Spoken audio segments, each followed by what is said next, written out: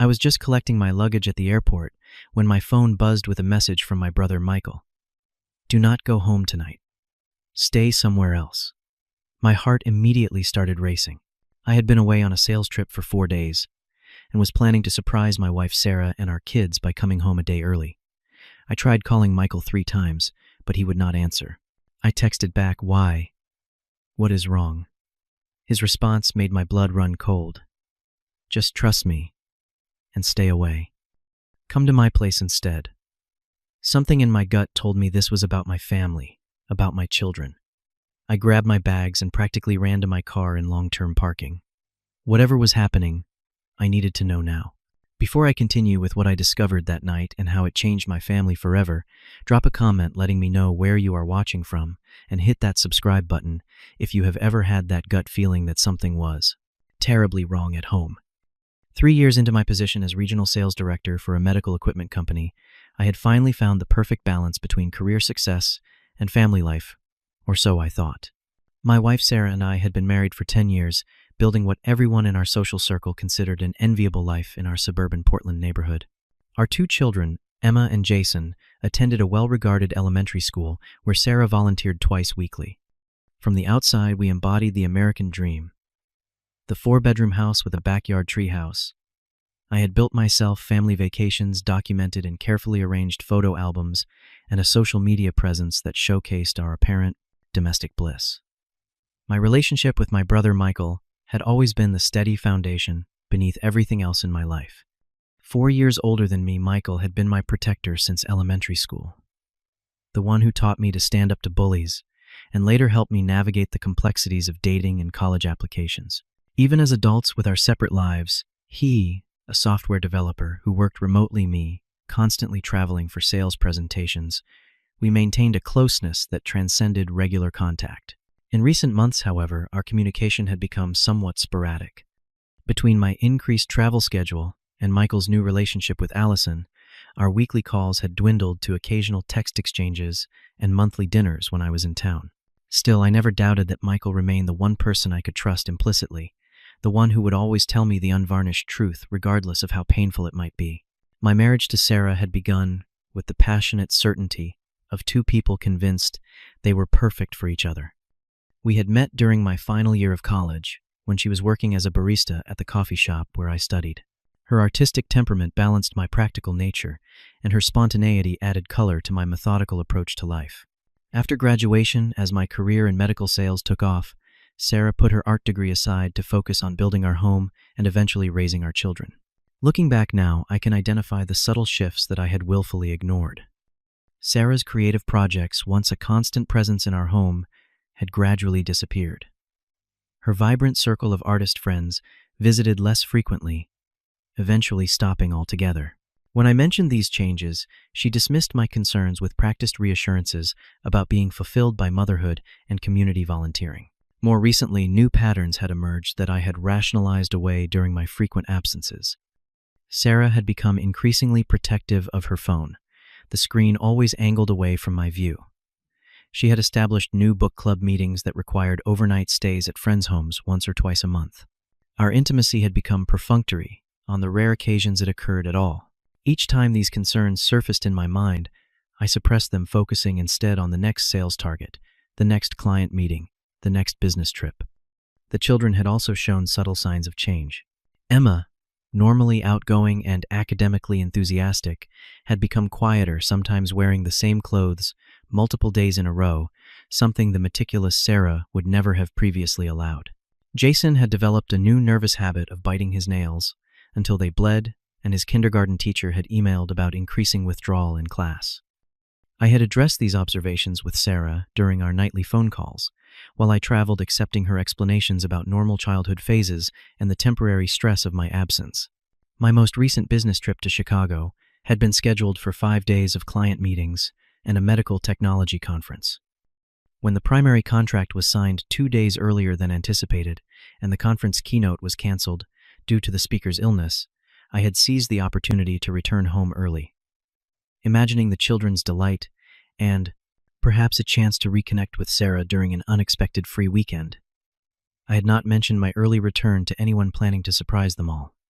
I had even stopped to purchase small gifts, a delicate bracelet for Emma, a new action figure from Jason's favorite cartoon, and a silver necklace I hoped might reignite some spark with Sarah.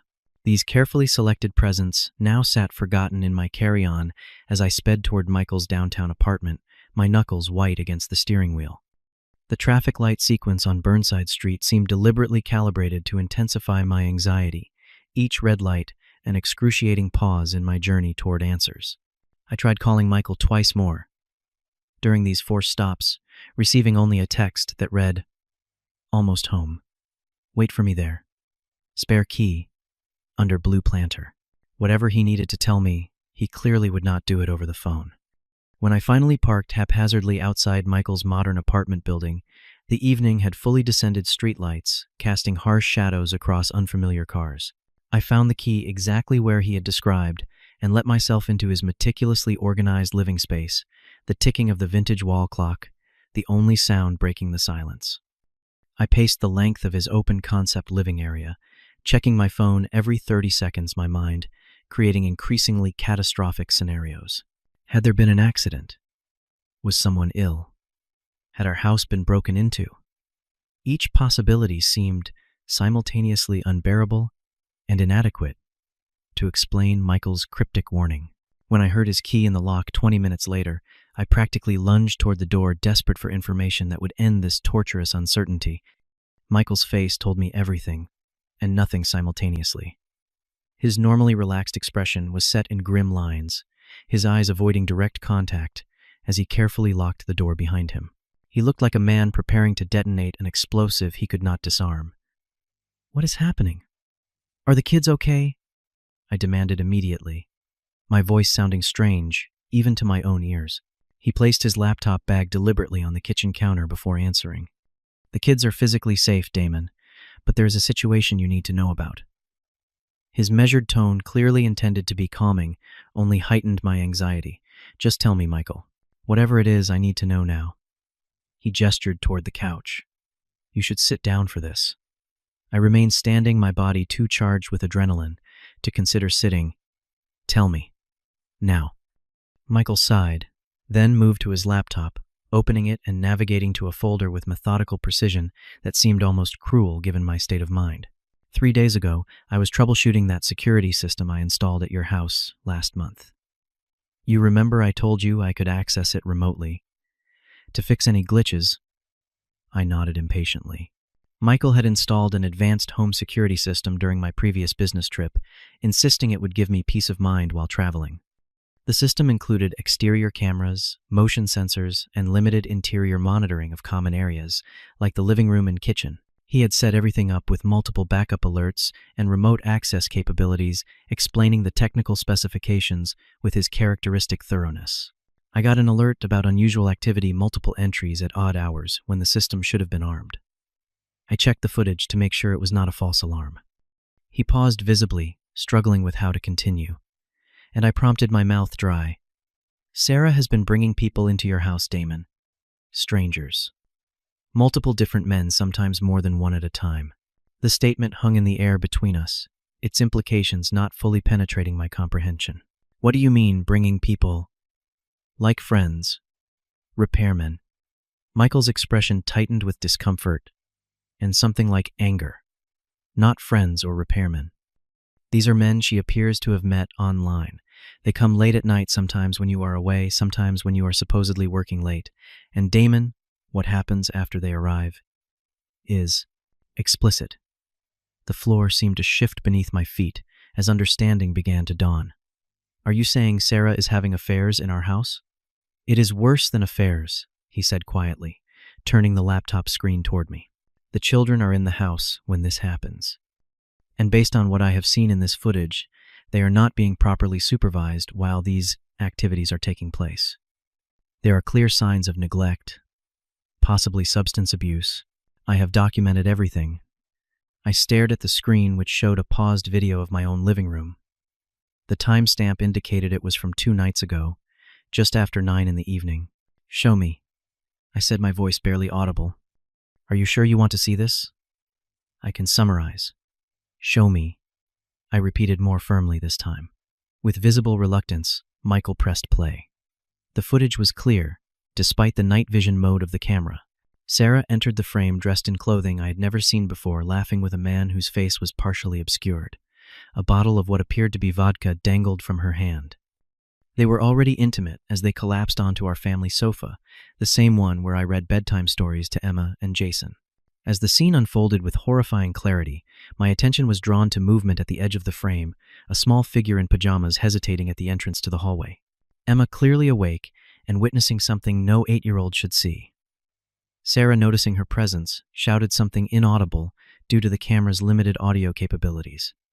Emma retreated quickly, her body language conveying fear and confusion.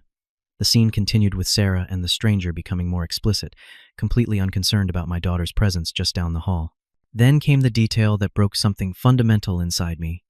Sarah reaching for what was unmistakably a small bag of white powder on the coffee table, the same surface where our children did their homework. "Turn it off," I managed to say, turning away from the screen. How long has this been happening? How many times Michael closed the laptop, his face a mask of controlled anger? Based on the footage, I have reviewed at least 8 different instances over the past 3 weeks. Different men each time. Sometimes when the kids are asleep, sometimes when they are clearly awake and unsupervised. I have seen Emma trying to care for Jason, making him sandwiches while these activities are happening. The magnitude of the betrayal was staggering, but my immediate concern crystallized around my children. The kids. We need to get them out of there now. My mind raced through possibilities, each more unthinkable than the last. Do you think they are in immediate danger? Should we call the police? Child Protective Services. Michael placed a steadying hand on my shoulder. I have already consulted with Allison's sister. She is a family law attorney. We need to document everything properly before making any moves. If we call the police without a clear plan, this could become even more traumatic for Emma and Jason. His words penetrated the fog of my shock. Michael had already been thinking strategically, while I was still processing the basic reality of the situation. What did the attorney recommend? She is on her way here now. We need to establish a record of everything, file for emergency custody, and approach this carefully. Sarah is still their mother, and rushing in without legal protection could backfire terribly. I paced the length of the apartment, fury and fear battling for dominance. My children are in a house with a stranger and a mother who is using drugs and having sex in front of them, and we are talking about documentation. Listen to me, Damon, Michael said, firmly blocking my path to the door. I understand you want to rush in there right now. I do too. But if we do this wrong, Sarah could turn this against you. We need to be smart about how we protect Emma and Jason for the long term. Not just tonight. The logic of his argument gradually penetrated my emotional haze. How soon can we move on? This Allison's sister will be here in 20 minutes with the necessary paperwork. We will file for emergency custody first thing in the morning when the court opens. In the meantime, we document, prepare, and make sure when we go in we do it right. As the initial shock began to transform into focused determination, I sank onto the couch, suddenly aware of the physical toll the past hour had taken. Thank you, I said quietly, for watching out for them when I could not. Michael nodded, his expression softening slightly. They are my niece and nephew. I would do anything to protect them. He hesitated before adding, and you should know, based on what I have seen, this is not a one-time lapse in judgment. Sarah has been systematically deceiving you, possibly for months. As we waited for the attorney to arrive, Michael showed me additional clips he had saved Sarah, leaving the children alone late at night. Evidence of strangers in various states of undress, moving freely throughout our home. Emma attempting to quiet a crying Jason, while their mother was clearly impaired in the next room. Each new revelation was another blow to the foundation of what I had believed was my life. By the time Allison's sister Rachel arrived with a portfolio of legal documents and a compassionate but professional demeanor, my shock had hardened into resolve. Whatever happened next, my priority was crystal clear: protecting my children from a situation I had failed to recognize until my brother's intervention forced me to see the truth. The next 12 hours unfolded with the surreal quality of a nightmare from which I could not awaken. Rachel, efficiently professional despite the late hour, guided me through signing emergency custody petitions and documenting my statement. We compiled a timeline using Michael's video evidence, my travel records, and text message exchanges with Sarah that, in retrospect, contained obvious lies about the children's care during my absence. The court opens at 8:30, Rachel explained, as we finalize the paperwork around 2 in the morning. I will file these documents immediately and request an emergency hearing. Given the evidence we have, there is a strong possibility the judge will grant temporary sole custody pending a full investigation. And until then, I asked, exhaustion competing with anxiety as the adrenaline of the initial shock began to fade. Until then, you have two options, she said candidly. You can return home now, confront the situation directly, and potentially create a volatile scenario that might endanger the children. Or you can wait until we have the court order in hand, which gives you legal protection and official backing. Every instinct screamed to rush to my children immediately, but the rational part of my brain, the part that had made me successful in complex sales negotiations, recognized the wisdom in Rachel's implied recommendation. How long will it take to get the order? If the judge reviews it first thing, we could have it by mid-morning. I will push for urgency, given the nature of the evidence. The decision to wait those additional hours was perhaps the most difficult choice I had ever made. Michael offered his guest room, but sleep was impossible. Instead, I reviewed the video footage repeatedly, cataloging each instance of neglect and endangerment, my determination strengthening with each viewing. I also prepared myself mentally for the confrontation to come, knowing that Sarah would likely react with defensive anger manipulation or both. By 7:30 the next morning, Rachel had departed for the courthouse with our carefully prepared documentation, leaving Michael and me to wait in tense silence. I called my company's HR department to request emergency family leave, providing minimal details but enough to secure immediate approval. Michael contacted a locksmith who specialized in emergency services, arranging for them to meet us at my house after we received the court order. At 10:17, Rachel called with the news we had been waiting for. The judge has granted emergency temporary custody and exclusive use of the family home, she reported. The sheriff's department has been notified and can provide an escort if you anticipate resistance. The order also prohibits Sarah from removing any children or significant assets from the premises. With the legal protection now in place, we implemented the carefully considered plan. Michael would accompany me to provide both emotional support and an additional adult witness. The locksmith would meet us there to immediately change the locks after Sarah's departure. We had also arranged for a female social worker recommended by Rachel to be present, ensuring another professional perspective if the situation escalated. The drive to my own house felt like an approach to a stranger's residence. The familiar streets and landmarks of my neighborhood seemed altered somehow, as if the revelation about my home life had changed the very geography of my surroundings. As we pulled into the driveway, I noticed Sarah's car was present, but no others, a small mercy, given what might have awaited us. The social worker, Linda, arrived moments after we did, her calm demeanor and clear experience with similar situations, providing a steadying influence. Let me take the lead initially, she suggested. Sometimes, having a neutral third party can help diffuse the immediate reaction. With the court order in hand and supporters flanking me, I used my key to enter my own home for what felt like the first time. The living room, the same one I had witnessed being desecrated in the security footage, appeared deceptively normal, though with the subtle signs of neglect I had failed to notice during my brief periods at home between trips. Toys scattered across the floor, unwashed dishes piled in the sink, visible from the entryway, laundry draped over furniture instead of being properly stored. Sarah appeared from the kitchen, her initial expression of surprise at my early return quickly morphing into defensive hostility when she registered Michael's presence and the unfamiliar woman beside me. "What is this? Why are you home early? Who is she?" The rapid-fire questions had an aggressive edge that I now recognized as her typical deflection strategy. "Sarah, my name is Linda Mercer. I am a family advocate with Child Protective Services." The social worker began, her tone professional but non-confrontational. "Mr. Wilson has been granted emergency temporary custody of Emma and Jason by the court this morning. I am here to facilitate a smooth transition and ensure the children's well-being during this process."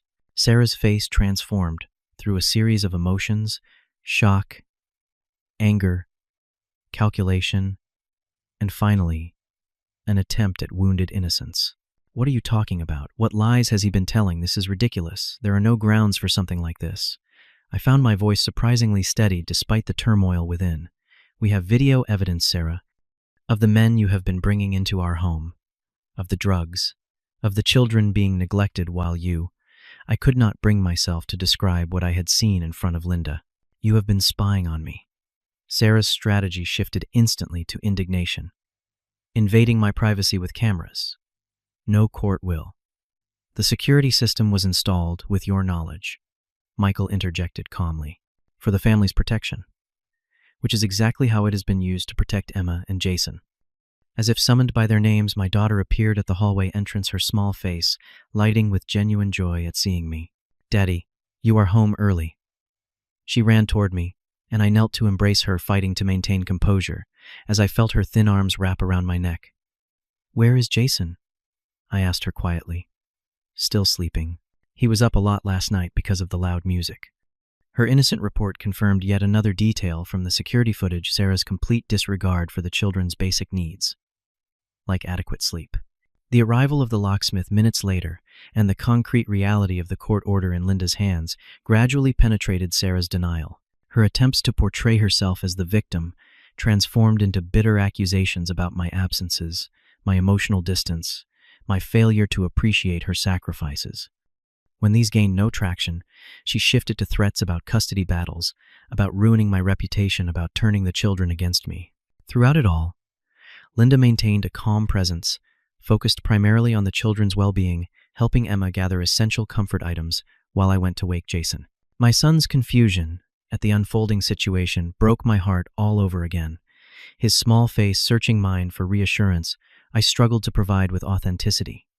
The most difficult moment came when Linda explained to Sarah that she needed to leave the premises immediately as required by the court order.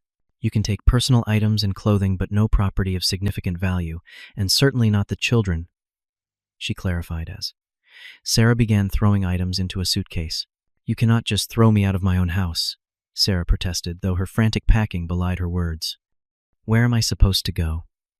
For a moment, I almost felt pity, remembering the vibrant, caring woman I had once believed her to be. That sentiment vanished when I noticed Emma instinctively positioning herself between Sarah and Jason, a protective stance no 8-year-old should need to assume toward a parent. You have friends you can stay with, I said simply. The same ones whose houses you claimed to be at when you were actually here with strangers, while our children were neglected. The barb hit its mark. Sarah's expression hardened as she finished packing and headed for the door. This is not over, she said quietly. The threat unmistakable, despite her controlled tone, not by a long shot. As the locksmith began changing the locks immediately after her departure, I gathered Emma and Jason in the living room, struggling to find age-appropriate words to explain the sudden changes in their lives. How do you tell children that the foundation of their world has cracked beyond repair? That one of the two people they should trust most had betrayed that trust in ways they could not yet understand? We are going to be staying together, just the three of us, for a while. I began, carefully aware of Linda's supportive presence nearby. Mom needs some time to get better. Is she sick? Jason asked, his innocent question piercing in its unintended accuracy. In a way, I answered honestly. Sometimes grown-ups make choices that are not healthy, and they need time away to learn how to make better choices. Emma, with the perceptiveness that had always characterized her, asked the question I had been dreading. Is it because of the strangers, the ones Mom brings when you are not here? The confirmation that my children had indeed been aware of what was happening struck me with fresh pain. Yes, partly because of that, and because grown-ups should never put children in uncomfortable or unsafe situations, like when she gets mad if we come out of our room when she has friends over, Jason added, his small face serious, or when she sleeps all day and we have to make our own breakfast. Each revelation was another indictment, another failure I had not recognized in my distracted complacency.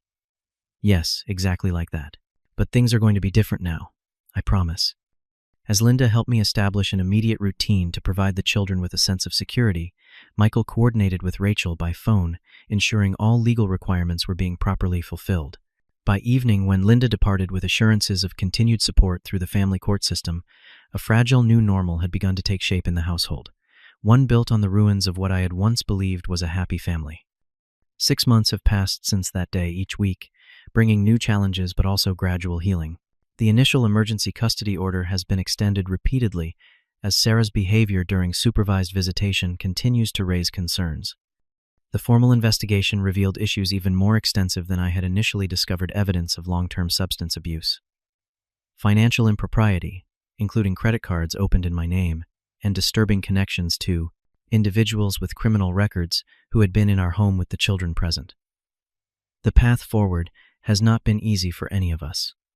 Emma and Jason attend weekly therapy sessions with a specialist in childhood trauma working through confusion, anger, and grief that no child should have to experience.